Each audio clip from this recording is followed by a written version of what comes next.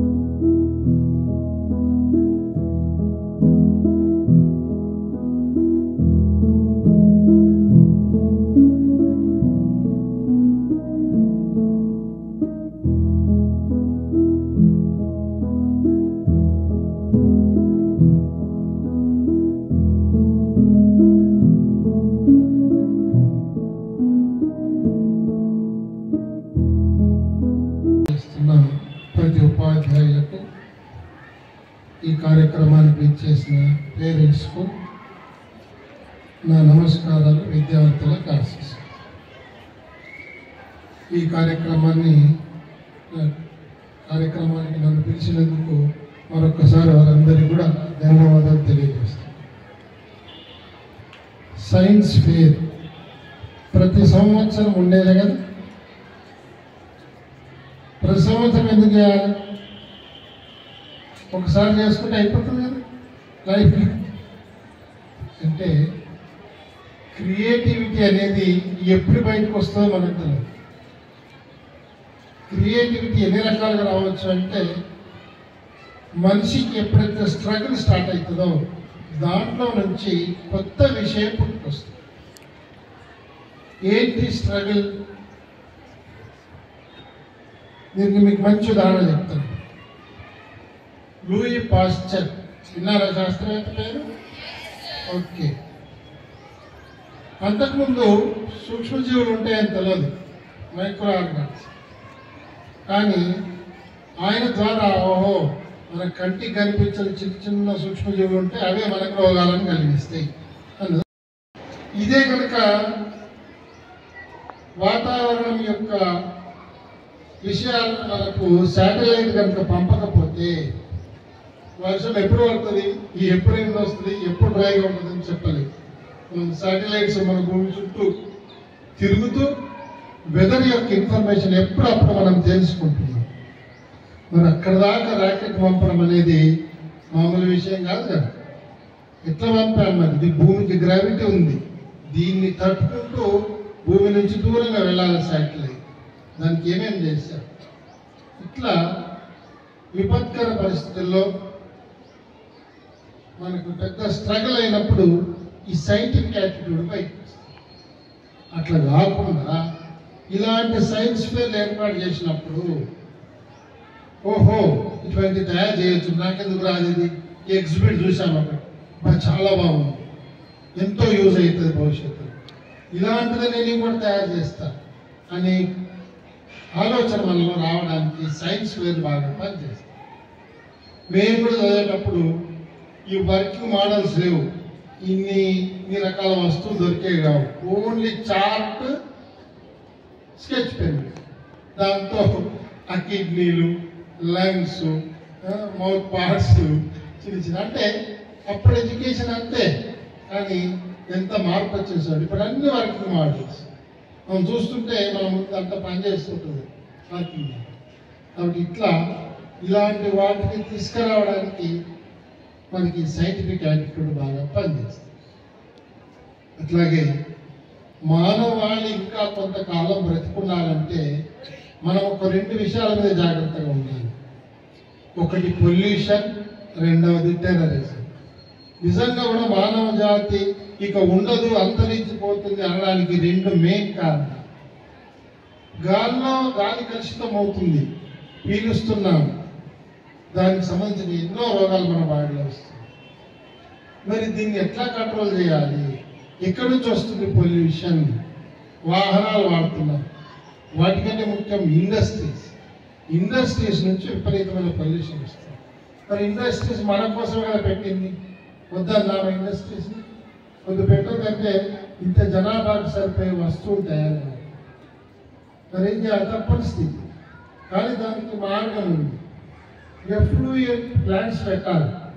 దాని నుంచి వచ్చే ఎయిర్ కానీ, దాని నుంచి వచ్చే వాటర్ని కానీ శుద్ధి చేసి మళ్ళీ బయటకు పంపాలి, ప్యూరిఫై చేసి. ఇది ఎన్ని ఫ్యాక్టరీలు చేస్తున్నాయి? ఇంకా చాలా ఫ్యాక్టరీలు చేయట్లేదు.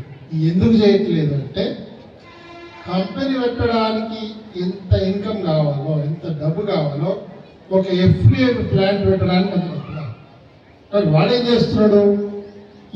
అంత ప్లాంట్ పెట్టి ఖర్చు ఎందుకు కానీ ఎవరైతే దీని మీద చెకింగ్ ఉంటారో వాళ్ళని మేనేజ్ చేస్తున్నారు, డబ్బులు ఇచ్చో ఏదో ఆశ పెట్టి. దాంతో పొల్యూషన్ అంతా బయటకు వస్తుంది. చివరికి ఏమవుతున్నది? బోర్ వేస్తే పొల్యూటెడ్ వాటర్, గాలి వీస్తే పొల్యూటెడ్ ఎయిర్. దీనివల్ల రకరకాల సమస్యలు ఏర్పడతాయి. ఇప్పుడు నేను పనిచేసే హత్నూర మండల్ బోర్పట్ల అనే విలేజ్ దాటి వెళ్ళాలి. అక్కడికి వెళ్ళగానే ఆ స్మెల్ భరించడం హెడేక్ స్టార్ట్ అవుతుంది. ఎంత వస్తుందంటే 1 to 2 minutes వస్తుంది అసలు, కానీ హెడేక్ స్టార్ట్. సో అంటే మన జీవితాన్ని మనమే నాశనం చేసుకుంటున్నాం. కాబట్టి దీన్ని బాగు చేయాలి అంటే ఇండస్ట్రీస్ క్లోజ్ చేయడం కాదు, ఎఫ్లూయెంట్ ప్లాంట్స్ పెడుతూ వచ్చిన పొల్యూషన్ను తగ్గేటట్టు చేయడం. మనం చేయాలంటే పెద్ద చట్టాలు కావాలి. ఉన్నాయి చట్టాలు గట్టిగానే ఉన్నాయి, కానీ దాని పక్కపడి సైడ్ చట్టాలు ఉంటాయి, క్లాజెస్, చిన్న క్లాజెస్ ఉంటాయి. క్లాజ్ రిజిడ్గానే ఉంటుంది, సబ్ క్లాజ్ లూజ్ ఉంటుంది. దాంతో మనకి ఇటువంటి పరిస్థితులు వస్తున్నాయి. అట్లాగే టెర్రరిజం.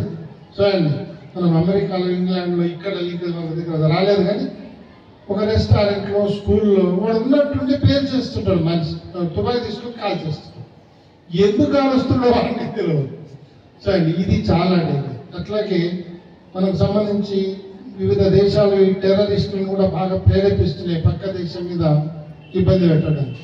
వీళ్ళందరూ కూడా నిర్దాక్షిణ్యంగా మానవ జాతిని కాల్ చేయడానికి వచ్చిన వ్యక్తులు. ఈ రెండు లేకపోతే మానవాళి ఇంకా కొన్ని లక్షల సంవత్సరాలు బతుకుతుంది. వీటిని కంట్రోల్ చేస్తే తప్ప మనిషి మనుగడకు అవకాశం లేదు. కాబట్టి మీరు భవిష్యత్తులో మీరే భావి భారత పౌరులు, వచ్చే సమాజంలో మీరే ఉంటారు.